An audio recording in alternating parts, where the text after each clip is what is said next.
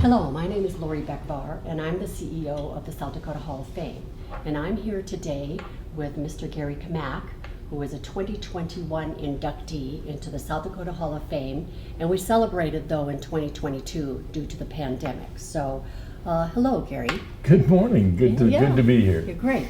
So let's just start, Gary. I mean, your career is so expansive. It's in business and politics and agriculture. So let's start by sharing with the audience a summary of your life and your major achievements. Well, thank you for asking me to be here today. And I would say that I started out in life 12 miles off any gravel road. Grew up on a ranch.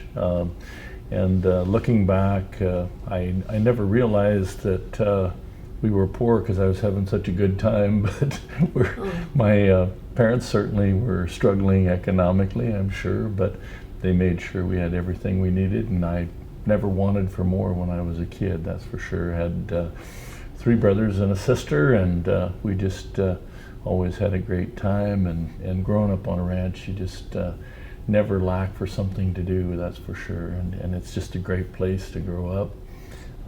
After I graduated from high school, went to high school in Sturgis, and in our area we're very rural areas, so when if you your parents don't have the correct direction that you should go, that you're convinced of that, you're in quite a little bit of trouble, because you leave home when you're 8th grade, really, because you're boarding out at the high school. So we were 60 miles away from the high school, and stayed at a boarding house during high school. So and you were at a boarding house during high school? Yeah. Wow. Well, there was some folks that took care of several of the rural kids, and they were a great couple, and they just really give us a little guidance on occasion, but most of the time they just fed us really well and treated us really well. In Sturgis in high school, where I met the love of my life, she had grown up on a ranch about 40 miles south of us. I had never met her until we got to high school. Her parents had moved to Sturgis. Her dad had accepted a position as in the Farm Service Agency, and met her, saw her riding her horse down the street in Sturgis, and I knew that did it, huh? That was the girl for me, and I never looked anyplace Amy, else. Huh? Yeah, Amy. Yep, absolutely. And then after high school, when I graduated, went to work construction. I really didn't. The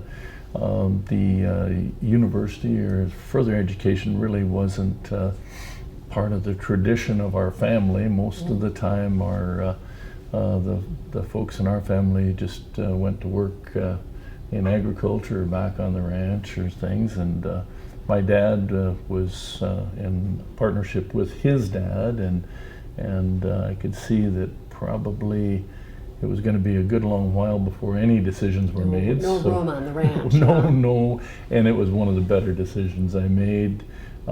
Went to work construction. Soon after, I got an apprenticeship in the ironworkers out of Casper, Wyoming, and that treated me really good.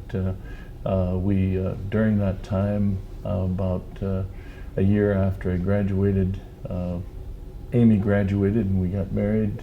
I always say that I got married when I was 19 because I didn't know how to cook, but And this was what year, Gary? This would have been 1972, Okay. so we celebrated our 50th a year or so ago. Congratulations.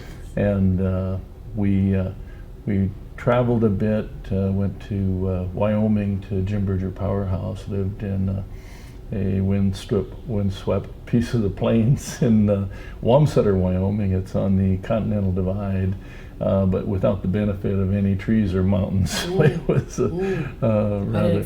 quite an experience. Worked there, and then we didn't enjoy the weather too much there, so there's a little general store came up for sale back where I grew up, and it was 12 miles off any paved highway, and we bought that general store, and I continued to work construction. But during that time, it was an education itself. We were always looking for new opportunities. So at that general store, we we sold groceries and gas in the front, and sold beer and tires and a little bit of everything else. In fact, we have, at the time, it would have been in the early 70s, there was still some companies, there were wholesale jewelry companies, and they sent us a big catalog, and we actually sold some diamond rings to some of the local bachelors. It truly was a general store. Wow, Yeah. everything. And then we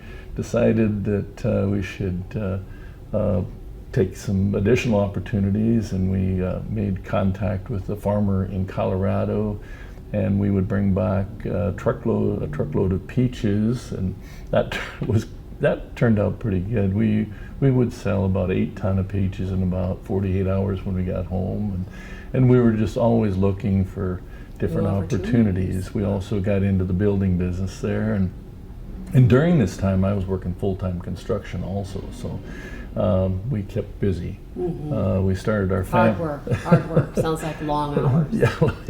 Yeah. We started our family there, and there was 3 of the boys were born and raised up at the general store, and the advantage to that is if you grow up in the back of a general store, the chances of you being shy are 0.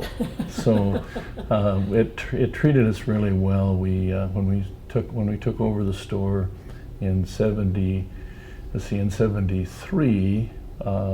the people that were there, they were doing about a gross business of about $10,000 a year, candy bars and whatever, and then the last full year we did at Stoneville. In that general store, we did $250,000 worth of business out of that little general store, and like I said again, while I was working full-time construction. Significant increase, though, in revenue. Yeah. Yes. And so during that time, it would have been in about late in 75, we had a corporate meeting between my wife and myself, and that was the board, huh? That was the board of directors, yeah. And so we decided if we were ever going to get ahead, we had to be able to get to a point where we weren't making a living, but we were making money. And so we made the decision that I would go work on the pipeline in Alaska. I was with the ironworkers, and so I left in December of 75, and I worked up there at Prudhoe Bay and some other locations for a year, and just made amazing money. But you worked.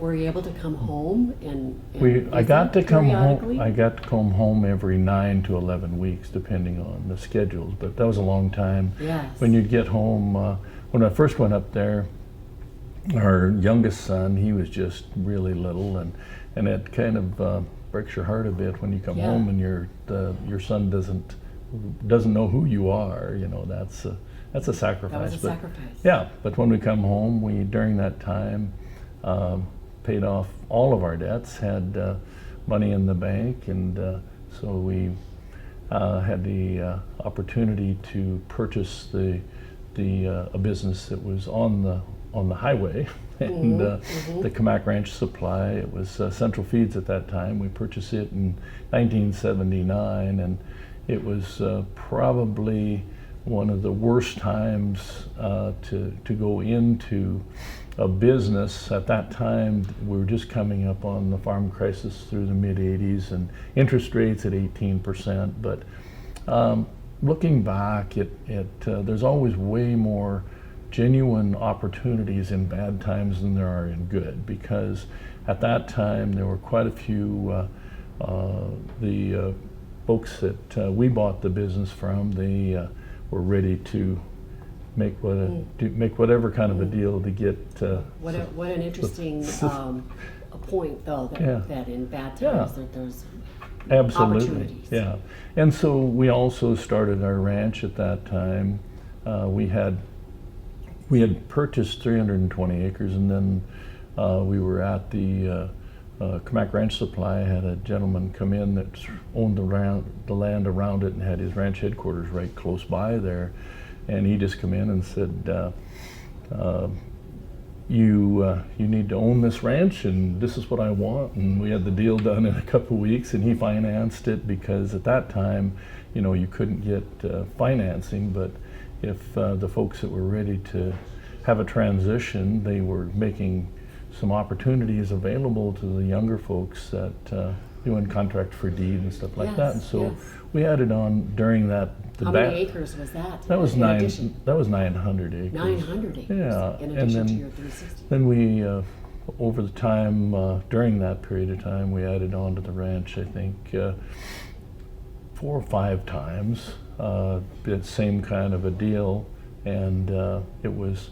At the time, there was an advantage in not being able to borrow any money, because there was a lot of foreclosures going on, and so the banks really didn't have anything to look at with me. So contract for deeds with the owners Right. was your And so they didn't care what my what my net worth was. All they cared is that we made the payment at the end. And so there was some real opportunities that came up during that time that if it wouldn't have been bad times, we wouldn't have had those opportunities come up. So good life lesson. It is. And then the other thing, we did have an operating note for the business during that time, and with a bank, local bank, and the bank sold, and of course we really didn't, on paper we didn't look very good, and so we negotiated a deal with them and paid off the note, and so we ran pretty significant business out of my wallet for about 3 or 4 years, and actually it was a really good lesson. Taught me a lot of things, how to manage and how to make sure you make every dollar you have go as far as you can, and that sort of thing. So you had business and ranching, and so where did politics come in? Well, about when we went on, I got a call from one of the county commissioners. They had someone that was going to be resigning, and they were looking for someone to consider taking that position. And so they called me, and I went in to interview. And I can remember one of the questions that they asked was, "Do you think that by taking this position, it will enrich you in your business?" And I said, "Heck no! This thing, if you get involved, if you're in business and you get involved in politics, it's going to cost you money, because there are people, if you make a decision that they don't like, they're going to punish you economically." Ooh, and so, not shop at your store. Exactly. So when they asked that question, I thought, what a crazy question to ask, but I explained, no, that's not the case. Yeah. And then I served as a commissioner for 4 years, and then I had opportunity to take out a nominating position for the House of Representatives. Our current lieutenant governor was termed out of the House, and he was moving to the Senate, and so I ran for that position, got it, and then he also then moved again, or had a chance to move into the Senate side of things, and so we moved over to the Senate and served, termed out there, and then I'm back in the House again. So it's been an interesting ride. Yeah. During the time that we were building the ranch, like I said, my wife was a big, well, she was the reason that it succeeded, because she took care of most of the livestock at the time. I helped when I could, but whenever I've introduced her from the floor of the Senate, I usually say that the secret to success in ranching is never own more cows than your wife can feed, and she fed a lot of cows. So, and then our 4 boys, they grew up on the ranch, and I have said that we work them like rented mules, and that's the truth. But they, you know what? That when I was growing up, ranch work was part of the fun, and they really, I think they enjoyed a lot of that, but they were a big part in us putting things together. It made really good people out of them. Good decision. Family good, time. Yeah, good decision makers, because I was involved with the business, and we had just junk for equipment. It was awful, but it would break down, and what I'd tell them is, there's the field and there's the equipment, don't call me. And so they were good. Had to figure it out. Turned out to be good mechanics and things like that. And they're all involved in business in one way or the other, all involved in agriculture in one way or the other. So I think that served them well also. Yeah. Well, your life story has got a lot of lessons about opportunity, Gary, a lot of success, and a lot of sacrifice too. Well, so yeah. It's all of those. So, Gary, when you were selected to be inducted into the South Dakota Hall of Fame as part of the class of 2021, what was your initial reaction when we called? My initial reaction is, you have the wrong number. I am serious, because I'm very familiar with I was familiar with the Hall of Fame, and I was familiar with the folks that had been inducted into the Hall of Fame, and they've all been heroes and role models for me, and I never dreamed that I would get that call. Never. So how are you feeling about it? We celebrated your induction ceremony about a year ago in May. So how are you feeling about it now? Well, it's incredibly humbling for me, and especially when I look around and I see all of these folks that I've admired over all of these years, and just people that I know have been the movers and the shakers and the people that get things done. And but since then, I've learned a little more about it, and I'm especially excited about the education side of it, because it's good for the young people in South Dakota to hear these stories. And a lot of the folks that are in the Hall of Fame came from similar backgrounds, that they put things together and took advantage of opportunities and were willing to serve. And so if you've got a young person that has not necessarily had the advantages, whether it be social or economic or whatever, it's good to tell the stories that you can. If it's your dream and you're dedicated to that dream, and you're willing to work for it, that it's possible. It's possible to be successful like you Yeah. in South Dakota. I had a lady one time say, "It must be great to be self-employed, so you can work whenever you want to." And I said, "That's true. Work all the time. As long as you want to work 7 days a week, 24 hours a day, that's it's a perfect lifestyle." So as we talk to our inductees, we find a theme that mentorship is usually involved. So can you share a story or two of someone who mentored you during your lifetime, and how that mentorship contributed to your success? Well, I would say that probably most of the direction and the things that guide your life happen pretty early on. And on our ranch, my folks' house and my grandparents' house were only about 50 or 60 feet apart. And my grandmother one time said, "Gary, if you come back to this ranch, don't you build a house within a half a mile of anyone."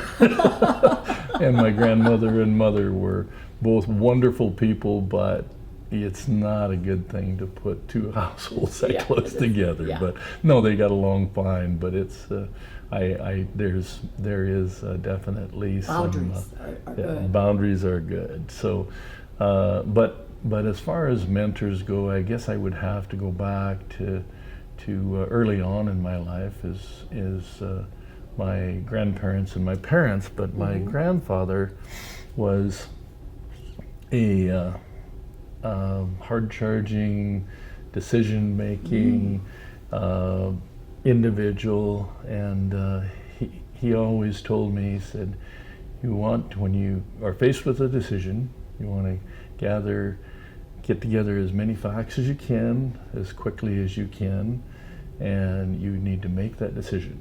And if you head down the road and it's the wrong road, you can turn around, come back, head down the right road before that other guy's made that decision. So it's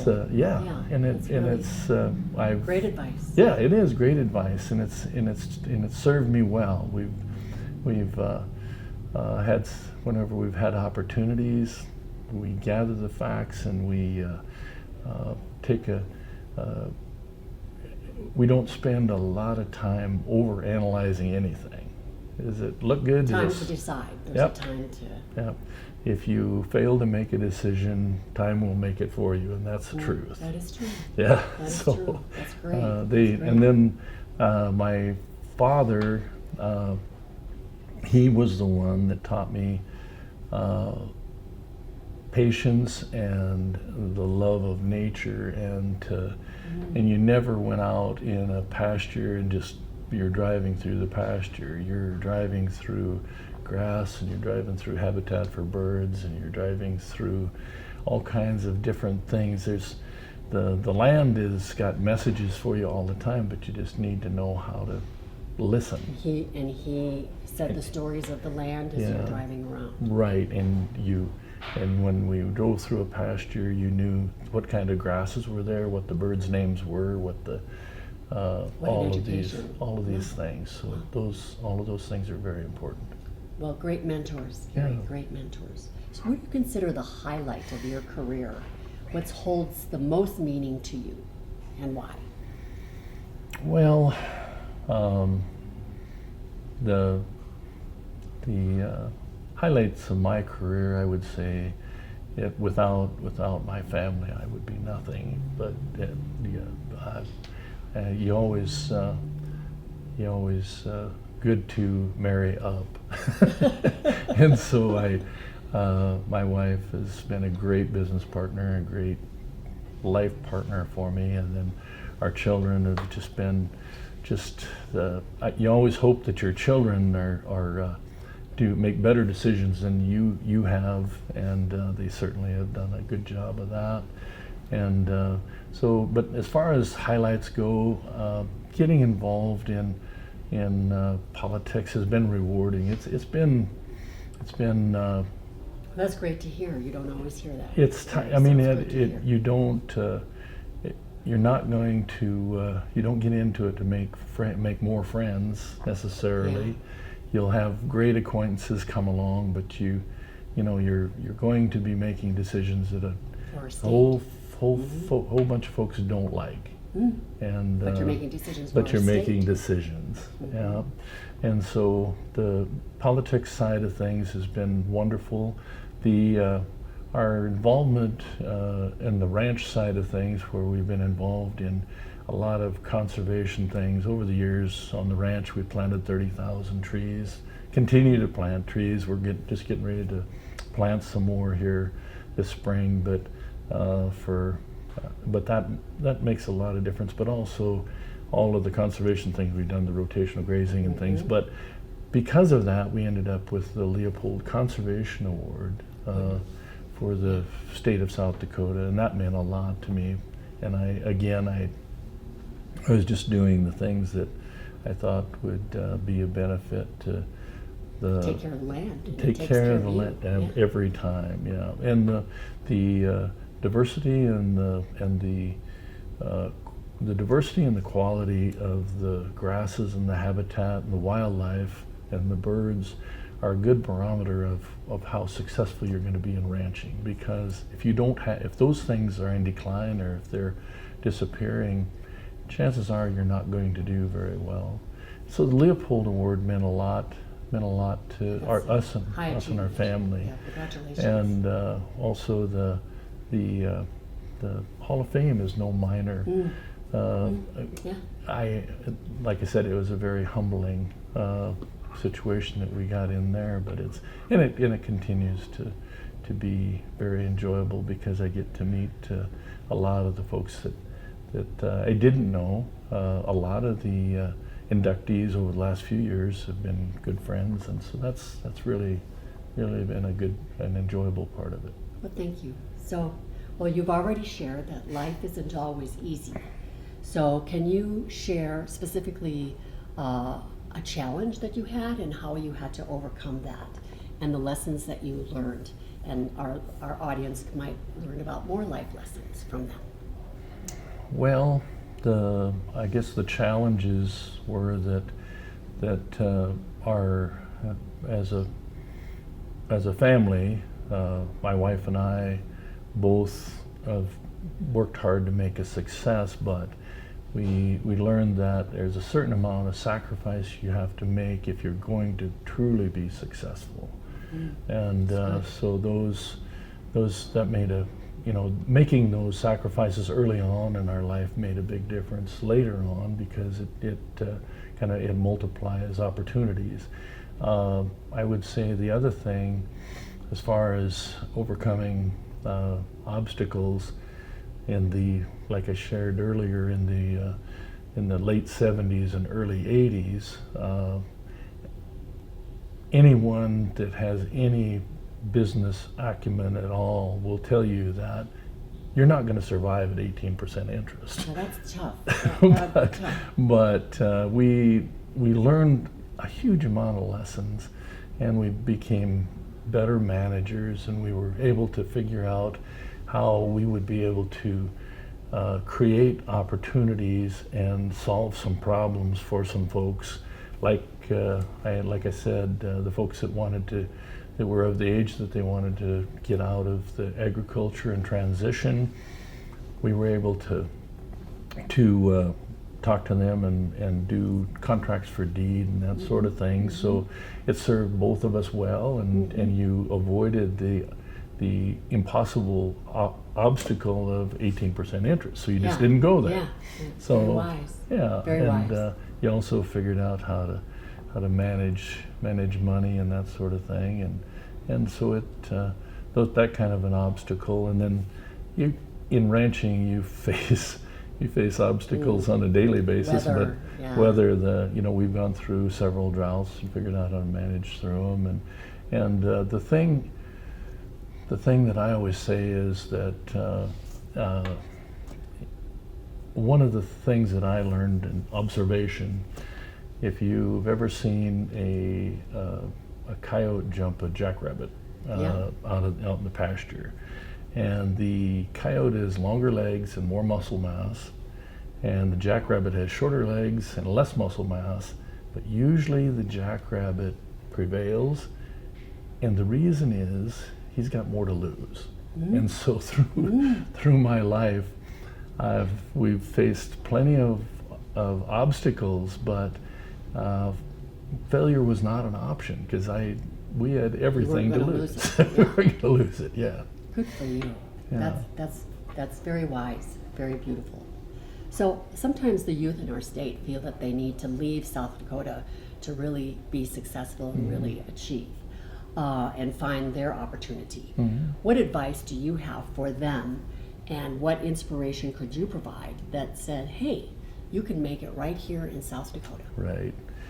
So there's never been a point in time where there was more true opportunities in South Dakota than there is right now, with the advent of the internet and you can market things all over the world and set in a very remote rural area and be very, very successful.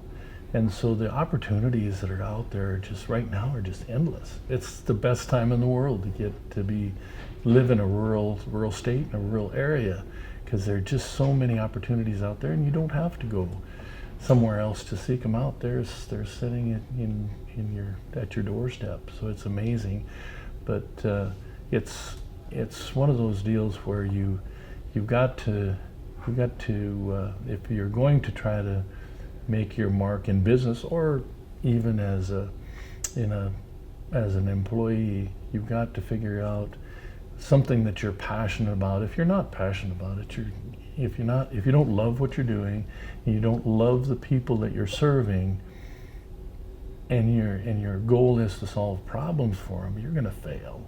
You're either going to fail or you're going to be pure miserable. So your heart has to be in it. Yeah, and the people that you deal with, it doesn't take them very long to figure out whether you care about them.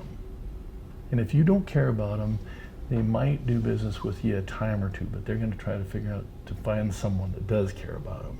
And so you're not in this to make or to sell things or make money. You're in this to solve problems for people that you care about. And I think you said something earlier, Gary, that always kind of stuck with me, is that there really aren't problems, that they're just solutions that haven't found That's right. a way. Yeah, we built our business on products that industry had, that were secondary products to industry, and really a problem for them. Years ago we sold, and we still do. We sell this product, and we named it Mega Panel, and it was a piece of wood that was, at that time, it was anything from 1.5 inches to 3 inches thick, and some of them were 4 foot wide and 48 foot long. This is a piece of plywood that is beyond description. Yeah. And so I found out about this, and we made contact, and this company was very interested in moving this so they didn't have to dispose of it. And we built our business on it. It carried us through a lot of hard times, because we weren't selling a commodity, we were selling an idea and a solution to a problem. Well, there you go. And we've continued to do that, and the products that we sell in a lot of ways are really unique. And like that Mega Panel product, we've shipped it to a African wildlife raiser in Florida, to a buffalo raiser in Mount McKinley, Alaska. So it's like I said, if you come up with a solution, the world will find you. Yeah. Well, there's just so much inspiration and wisdom, Gary, in what you have shared here today. And in conclusion, what would be a piece of advice that has served you well that you would be willing to share with our audience? I mean, you've shared many, but is there one more that you really want to have folks go away with, be the takeaway for Gary Cammack?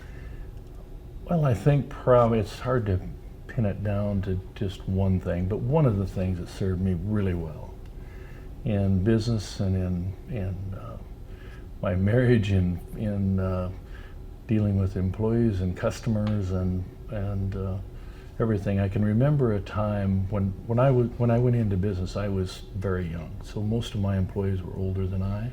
Yeah. And many times I had an employee come to me and really just chew me out. And I remember going home as one time especially, and I didn't respond in anger or anything like that. And I went home and I was venting to my wife, and I said, so when is it my turn to get mad, to be angry? And she didn't answer me, I answered myself, and the answer is never. Yeah. It's never, if you're going to really make a difference, and someone comes to you in anger, you ideally, if you can give it 24 hours to get back to them with an answer to their complaint. And like I said, whether it be your children or your wife or a customer or whoever, it's never your turn to get angry. It's your turn to stop and put some thought into this and see the ways that you can solve the problem. And so that has really helped me out a lot. It doesn't mean that I didn't get angry. Yeah. It means that I Didn't act didn't on it. open You my didn't mouth. act on it. Yeah, I didn't open my mouth and get in Well, trouble. that's just chock full of wisdom. Yeah, and the other thing is that some of the actions we take today are going to be evident 100 years from now. Yes.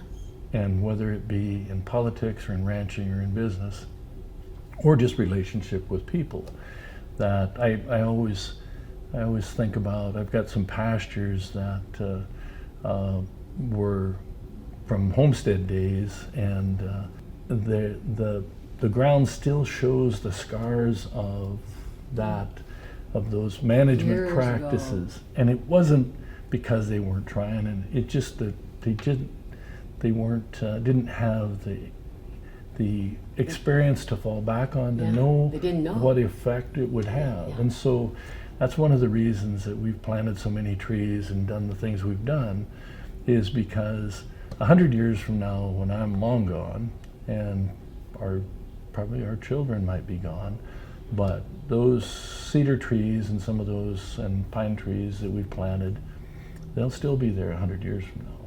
And so it makes a difference. The things you do, make sure that you're doing things that make a difference long term. Gary Cammack's legacy. Thank you, sir. Thank you. Yeah, we really appreciate Thanks. it. Thank Appreciate you. it. Thank you.